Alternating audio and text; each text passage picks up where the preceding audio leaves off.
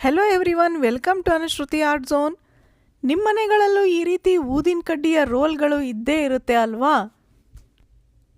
ಊದಿನ ಕಡ್ಡಿಗಳು ಖಾಲಿ ಆದ ನಂತರ ಇವುಗಳನ್ನು ಹಾಗೆ ಬಿಸಾಕ್ಬಿಡ್ತೀವಿ. ಆದರೆ ನಾನಿವತ್ತು ನಿಮಗೆ ಒಂದು ಸೂಪರ್ ಆಗಿರುವಂತಹ ಐಡಿಯಾ ತೋರಿಸ್ತಾ ಇದ್ದೀನಿ. ಇದರ ಜೊತೆಗೆ ನೋಡಿ, ನಾನಿಲ್ಲಿ ಖಾಲಿ ಆಗಿರುವಂತಹ ಒಂದು ಚಿಪ್ಸ್ ಡಬ್ಬಿನ ಬಳಸ್ತಾ ಇದ್ದೀನಿ.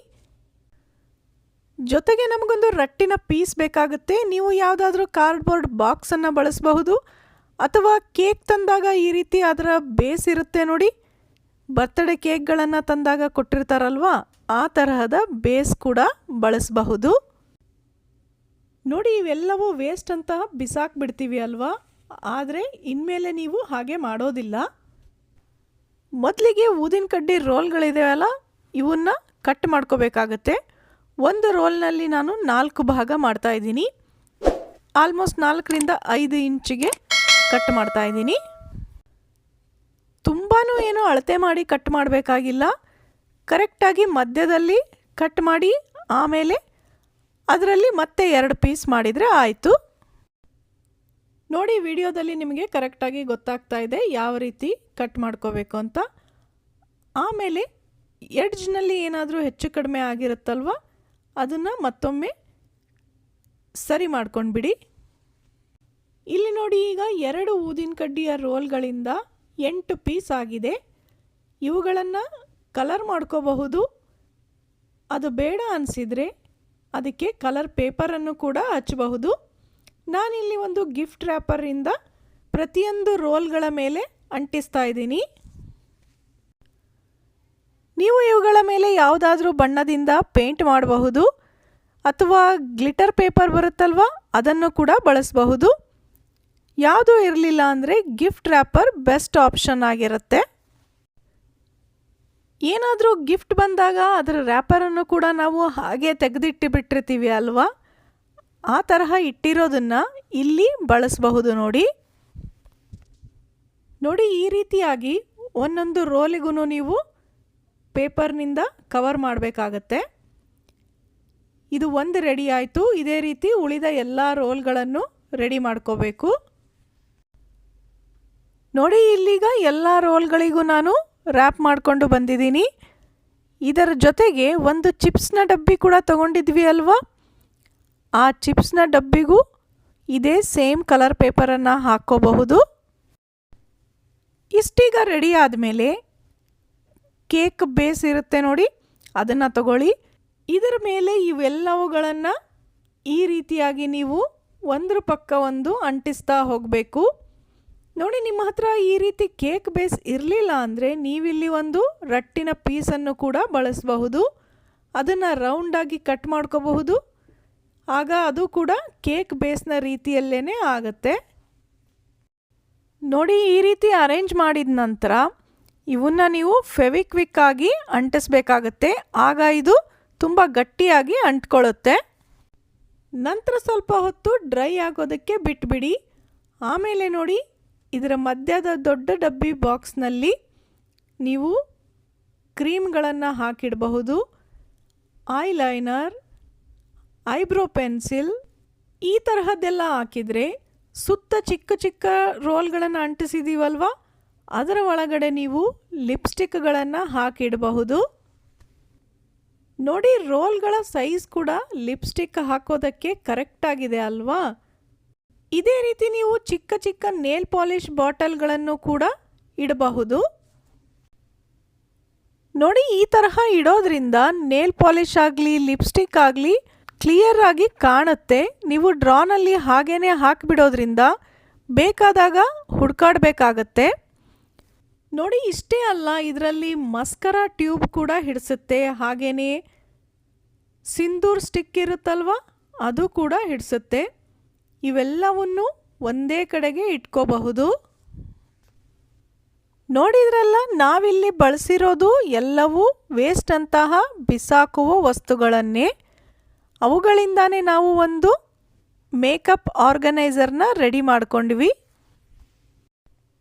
ನೀವು ಈ ಆರ್ಗನೈಸರ್ನ ಡ್ರೆಸ್ಸಿಂಗ್ ಟೇಬಲ್ ಮೇಲೆ ಇಟ್ಕೋಬಹುದು, ಅಥವಾ ಡ್ರೆಸ್ಸಿಂಗ್ ಟೇಬಲ್ನ ಡ್ರಾ ಒಳಗಡೆ ಇಡಬಹುದು, ಕ್ಲಾಸೆಟ್ ಒಳಗಡೆ ಇಡಬಹುದು. ಎಲ್ಲ ಕಡೆಗೂ ಕರೆಕ್ಟಾಗಿ ಫಿಕ್ಸ್ ಆಗುತ್ತೆ ಅಲ್ವಾ? ಅಲ್ಲದೆ ಮೇಕಪ್ನ ಸಾಮಾನು ಕೂಡ ಒಂದೇ ಕಡೆಗೆ ಸಿಕ್ಕಾಗುತ್ತೆ. ನಿಮ್ಮೆಲ್ಲರಿಗೂ ಈ ಬೆಸ್ಟ್ ಔಟ್ ಆಫ್ ವೇಸ್ಟ್ ಆಗಿರುವಂತಹ ವಿಡಿಯೋ ಇಷ್ಟ ಆಯಿತು ಅಲ್ವಾ? ಹಾಗಿದ್ರೆ ಮರೀದೆ ಲೈಕ್ ಮಾಡಿ, ಬೇರೆ ಎಲ್ಲರ ಜೊತೆಗೆ ಶೇರ್ ಕೂಡ ಮಾಡಿ. ಹಾಗೆ ನೀವಿನ್ನೂ ನಮ್ಮ ಚಾನಲ್ನ ಸಬ್ಸ್ಕ್ರೈಬ್ ಮಾಡದೇ ಇದ್ದರೆ ಪ್ಲೀಸ್ ಈಗಲೇ ಸಬ್ಸ್ಕ್ರೈಬ್ ಮಾಡಿ. ಪ್ರತಿ ಹೊಸ ವಿಡಿಯೋನ ನೋಟಿಫಿಕೇಷನ್ಗೋಸ್ಕರ ಬೆಲ್ ಬಟನ್ನ ಪ್ರೆಸ್ ಮಾಡಿ. ಪ್ರತಿದಿನ ಪೂಜೆಗೆ ಊದಿನ ಕಡ್ಡಿ ಬಳಸೋದ್ರಿಂದ ಎಲ್ಲರ ಮನೆಯಲ್ಲೂ ಈ ತರಹ ರೋಲ್ ಇದ್ದೇ ಇರುತ್ತೆ. ಅದನ್ನು ಸುಮ್ಮನೆ ಯಾಕೆ ಬಿಸಾಕೋದು ಅಲ್ವಾ? ಹೀಗೆ 3 ಭಾಗ ಮಾಡಿದ ನಂತರ ಇದಕ್ಕೆ ಒಂದು ಕಲರ್ ಪೇಪರ್ನ ಅಂಟಿಸ್ಕೊಂಡ್ಬಿಡಿ. ಅಥವಾ ಮನೆಯಲ್ಲಿ ಯಾವುದಾದ್ರೂ ಹಳೆಯ ಗಿಫ್ಟ್ ರ್ಯಾಪರ್ ಇದ್ದರೆ ಅದನ್ನು ಕೂಡ ಬಳಸಬಹುದು. ಮನೆಯಲ್ಲಿರುವಂತಹ ಫೆವಿಕಾಲ್ನ ಯೂಸ್ ಮಾಡಿ ನೋಡಿ, ಕಲರ್ ಪೇಪರ್ ಅಥವಾ ಗಿಫ್ಟ್ ರ್ಯಾಪರ್ ಯಾವುದಾದ್ರೂ ಆಯಿತು, ಅದನ್ನು ಇದ್ರ ಮೇಲೆ ಈ ರೀತಿಯಾಗಿ ರೋಲ್ ಮಾಡ್ಕೊಂಡ್ಬಿಟ್ರೆ ಚೆನ್ನಾಗಿ ಕಾಣುತ್ತೆ. ರೋಲ್ ಆದ ನಂತರ ನೋಡಿ, ಸೈಡ್ನಲ್ಲಿ ಉಳಿದಿರುತ್ತಲ್ಲ ಅದನ್ನು ಕಟ್ ಮಾಡಿಕೊಂಡು ಮೇಲೆ ಕೆಳಗೆ ಎಕ್ಸ್ಟ್ರಾ ಇರೋದನ್ನು ಗಮ್ ಹಾಕಿ ಅಂಟಿಸ್ಬಿಡಿ. ಇದೇ ತರಹ 3 ಪೀಸ್ಗಳನ್ನು ರೆಡಿ ಮಾಡಿ ಇಟ್ಕೊಳ್ಳಿ. ಯಾವುದೇ ವಸ್ತುನ ಮತ್ತೆ ರೀಯೂಸ್ ಮಾಡೋಕ್ಕೆ ಬರೋ ಹಾಗಿರೋವಾಗ ಸುಮ್ಮನೆ ಅದನ್ನು ಚೆಲ್ಲೋದು ಯಾಕೆ ಅಲ್ವಾ? ಈ ತರಹ ಬೆಸ್ಟ್ ಔಟ್ ಆಫ್ ವೇಸ್ಟ್ ಅಂಥ ವಿಡಿಯೋಗಳು ನಮ್ಮ ಚಾನಲ್ನಲ್ಲಿ ತುಂಬಾ ಇದೆ. ನೀವು ಪ್ಲೇ ಲಿಸ್ಟ್ನಲ್ಲಿ ಬೆಸ್ಟ್ ಔಟ್ ಆಫ್ ವೇಸ್ಟ್ ಅಂತ ತೆಗೆದ್ರೆ ಎಲ್ಲ ವಿಡಿಯೋಗಳು ಒಂದೇ ಕಡೆಗೆ ಸಿಗುತ್ತೆ. ನೋಡಿ, ಈಗ 3 ಪೀಸ್ಗಳಿಗೂ ಪೇಪರ್ ಹಚ್ಚಿ ರೆಡಿ ಮಾಡಿ ಆಯಿತು. ನೆಕ್ಸ್ಟ್ ಇದು ಒಂದು ಕೇಕ್ನ ಬೇಸ್ ತಗೊಳ್ಳಿ. ಬರ್ತ್ಡೇಗಳಿಗೆ ಮನೆಗೆ ಕೇಕ್ ತಂದಿರ್ತೀವಿ, ಆ ಕೇಕ್ನ ಬೇಸ್ನಲ್ಲಿ ಒಂದು ಶೀಟ್ ಹಾಕಿರ್ತಾರಲ್ವ, ಅದನ್ನಿಲ್ಲಿ ಉಪಯೋಗಿಸ್ತಾ ಇದ್ದೀನಿ. ಅದು ಸಾಮಾನ್ಯವಾಗಿ ಗೋಲ್ಡನ್ ಅಥವಾ ಸಿಲ್ವರ್ ಕಲರೇ ಇರುತ್ತೆ ನೋಡಿ, ಹಾಗಾಗಿ ಮತ್ತೆ ಏನು ಪೇಪರ್ ಹಚ್ಚೋದು ಬೇಕಾಗಿಲ್ಲ. ಅದರ ಮೇಲೆ ಕಟ್ ಮಾಡಿ ಇಟ್ಕೊಂಡಂತಹ ಈ ರೋಲ್ಗಳನ್ನು ಅಂಟಿಸ್ಕೊತಾ ಹೋಗಿ. ನಾನಿವುಗಳನ್ನು ಟ್ರಯಾಂಗಲ್ ಶೇಪ್ನಲ್ಲಿ ಅಂಟಿಸ್ತಾ ಇದ್ದೀನಿ. ನೀವು ಬೇಕಾದರೆ ಹತ್ತಿರ ಅಥವಾ ದೂರ ಕನ್ವೀನಿಯೆಂಟ್ ನೋಡಿಕೊಂಡು ಅಂಟಿಸ್ಕೋಬಹುದು. ಇದನ್ನೀಗ ಸ್ವಲ್ಪ ಹೊತ್ತು ಒಣಗೋದಕ್ಕೆ ಬಿಟ್ಬಿಡಿ. ಇದರಿಂದ ಏನು ಯೂಸು ಅನ್ಕೋತಾ ಇದ್ದೀರಾ? ತೋರಿಸ್ತೀನಿ ನೋಡಿ. ಇದರ ಒಂದು ರೋಲ್ನಲ್ಲಿ ನೀವು ಬಳೆಗಳನ್ನು ಹಾಕಿಡಬಹುದು, ಇನ್ನೊಂದು ರೋಲ್ನಲ್ಲಿ ಜಡೆಗೆ ಹಾಕುವಂತಹ ಬ್ಯಾಂಡ್ಗಳನ್ನು ಇಡ್ಕೋಬಹುದು. ನಿಮಗೆ ರೆಗ್ಯುಲರ್ ಆಗಿ ಬೇಕಾಗುವಂತಹ ವಸ್ತುಗಳನ್ನು ಇದರಲ್ಲಿ ಹಾಕಿ ಡ್ರೆಸ್ಸಿಂಗ್ ಟೇಬಲ್ನ ಹತ್ರ ಇಟ್ಕೊಂಡ್ರೆ ಪ್ರತಿದಿನ ಹುಡುಕಾಡೋದು ಬೇಕಾಗೋದಿಲ್ಲ. ಸ್ಕೂಲ್, ಕಾಲೇಜ್, ಆಫೀಸ್ ಅಂತ ಬೆಳಗ್ಗೆ ರೆಡಿ ಆಗೋರಿಗೆ ಈ ತರಹ ಎಲ್ಲ ವಸ್ತುಗಳು ಒಂದೇ ಕಡೆಗೆ ಇಟ್ಕೊಂಡ್ರೆ ರೆಡಿ ಆಗೋವಾಗ ಗಡಿಬಿಡಿ ಆಗೋದಿಲ್ಲ. ಇನ್ನೊಂದು ರೋಲ್ ಖಾಲಿ ಇದೆ ಅಲ್ವಾ, ಅದರಲ್ಲಿ ಹೇರ್ ಕ್ಲಿಪ್, ಹೇರ್ ಪಿನ್ಗಳು, ಚಿಕ್ಕ ಬಾಚಣಿಕೆ, ಟಿಕ್ ಟಾಕ್ ಕ್ಲಿಪ್ಗಳು ಇಂಥದನ್ನೆಲ್ಲ ಇಡಬಹುದು.